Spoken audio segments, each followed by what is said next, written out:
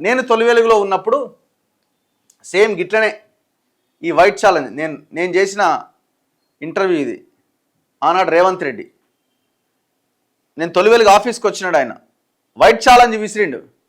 White challenge విసిరితే చలో నేను చర్చకు రెడీ అని అంటే రేవంత్ రెడ్డి వచ్చి ఆఫీస్లో కూర్చున్నాడు. పక్కన మేము కూడా ఇట్లనే ఒక చైర్ వేసి కూర్చోబెట్టినాం.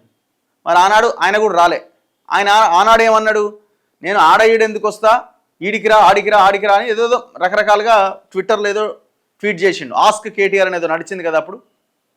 సో రా చర్చకు అని అంటే ఆనాడు రాలే. ఇప్పుడు ఎట్లుంటుంది సవాళ్ళు ప్రతి సవాల్, ఇదంతా కూడా ఒక పొలిటికల్ డ్రామా. అంటే ఆనాడు పేపర్లో రావడానికి, ఆనాడు అది చర్చ ఉండడానికి చేసే ఒక ఎత్తుగడ ఇది కూడా ఒక పొలిటికల్ స్ట్రాటజీ. ఇప్పుడు కేటీఆర్ ఇప్పుడు కేటీఆర్ దగ్గర ఏం సమాధానం ఉంది? కేటీఆర్ దగ్గర ఏం సమాధానం ఉంది?